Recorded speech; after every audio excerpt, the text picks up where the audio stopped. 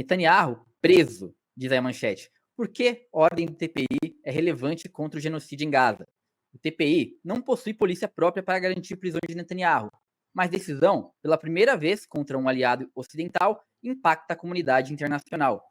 É a primeira vez na história que o Tribunal Penal Internacional, o TPI, emite ordens de prisão contra um primeiro-ministro israelense, após o pedido apresentado em maio pelo procurador-chefe desse órgão, Karim Khan. Gui, o que tem de mais importante aí nessa matéria, cara? Então, né, o mandato de prisão, o mandado de prisão, ele acontece 6 meses depois da solicitação. Foi feito em maio. Naquela época eram 35 mil mortos. Hoje já são 44 mil. Algumas fontes falam até em mais de 50 mil mortos. Então, é uma decisão que demorou bastante, né? Na verdade, as decisões em relação a essa guerra, né, as decisões que precisariam acontecer, elas não estão acontecendo e as mortes continuam crescendo. Mas tem um significado político justamente por isso, né, que você comentou. É a primeira vez que atinge um aliado ocidental, né? E aqui pegar o nome dele, que ele comenta, deixa eu encontrar aqui, o Luiz Moreno Ocampo. Ele é ex-procurador-chefe e fundador do Tribunal Penal, o TPI, no caso, ele foi fundado há 22 anos.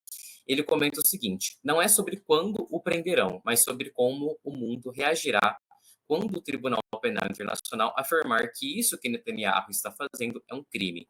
Então, esse é o ponto, né? O texto, ele questiona, e tem uma outra publicação nossa, que é do Issam, que é um jornalista que está em Gaza, lá de Gaza, palestino, e os dois vão no mesmo sentido, né? Questionar e pedir, exigir, no caso, que os países que fazem parte, que são signatários do Tribunal Penal Internacional, eles cumpram a ordem, né? Que eles assumam o compromisso de prender o Netanyahu caso ele pise em um desses países. Só que a gente sabe que na prática mesmo, isso é muito difícil de acontecer, né? Então, o desafio realmente é esse, mas existe, de fato, um significado político aí nessa decisão. Um ponto que eu queria tocar aqui, eu queria falar um pouco sobre a hipocrisia de alguns líderes mundiais. E aí eu vou destacar, especialmente, o Macron, cara. Que, para quem não sabe, é o Eduardo Leite francês, assim. Ele é da direita mais moderada, digamos assim. Nem a Rússia, nem Israel são signatários do TPI. Como muita gente sabe, signatário seria aceitar as ordens ali, fazer parte daquele grupo e aceitar suas regras. Então, seria aceitar que os mandados de prisão valem ou não. No entanto, a França, que na figura do Macron, que há 1 ano e meio agia como se fosse o Napoleão Bonaparte, ele gritava aos 4 cantos do mundo que prenderia o Putin se ele passasse perto. Hoje, esse mesmo Macron diz que talvez não possa prender o Netanyahu porque não é signatário do TPI. Aí eu pergunto assim, onde está a coerência desse cara? Para você ver como é muito mais complexo do que simplesmente respeitar regras ou não respeitar regras. Ser a favor de um país e não do outro. A gente tem que olhar também, quando a gente for pensar sobre a palavra moderado, e aí eu faço esse paralelo de quando as pessoas falam sobre extremismo, sobre ser radical, sobre ser violento, uma atitude dessa do Macron, para mim, é muito mais violenta do que muita palavra, do que muita ação, porque ele está literalmente decidindo qual vida vale mais.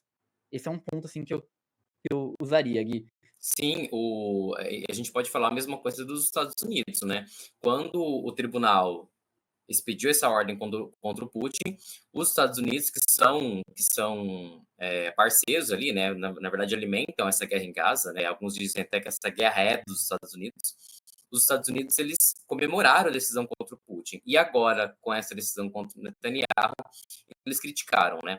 Quando houve o pedido de prisão, lá em maio, os Estados Unidos cogitaram até sancionar o tribunal. E agora, né, a equipe do Trump já disse que prepara uma resposta forte contra essa postura antissemita do tribunal.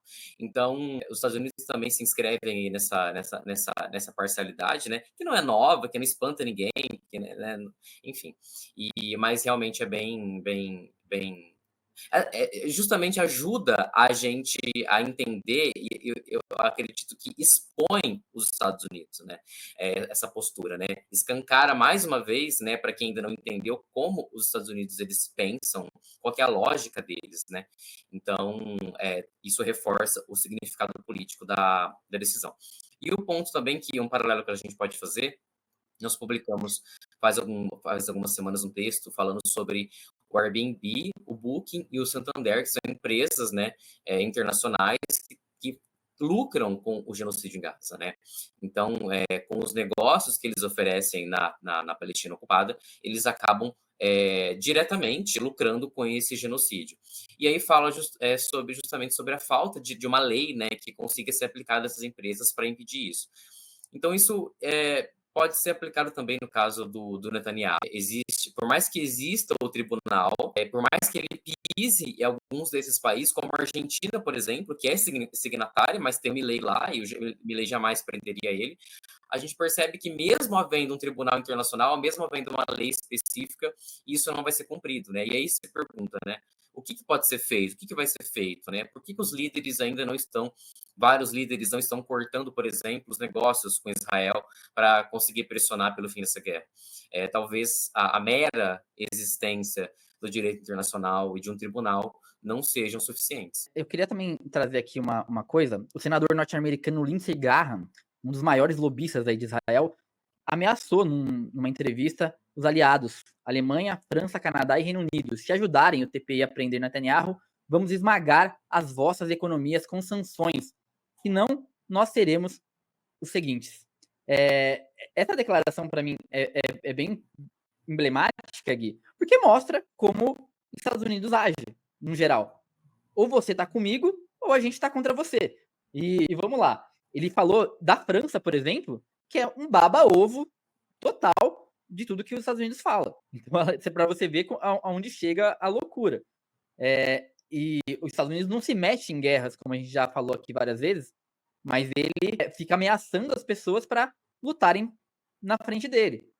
Porque a gente tem que pensar que a gente vai falar disso depois, mas não tá tão longe assim da Rússia ter como atacar diretamente os Estados Unidos um dia.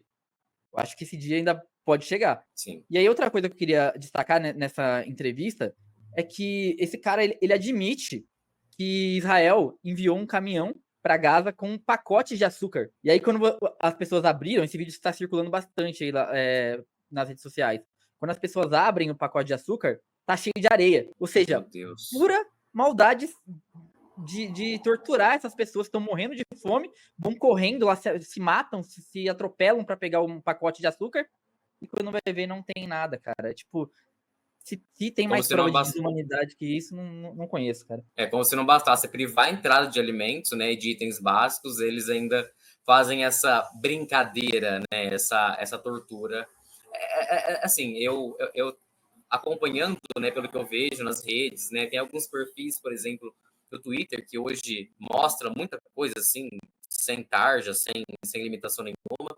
Lá a gente vê, né, é possível ver cenas do que está acontecendo em Gaza, cenas grotescas. E claro que toda guerra é grotesca, né, esse tipo de cena acontece, mas de ficar a boca aberta, assim, como que aquilo está acontecendo, principalmente com crianças e mulheres, e continua, né? Mais de um ano já, mais de 50 mil mortos, centenas, milhares de desaparecidos, e não tem uma resposta contundente a isso.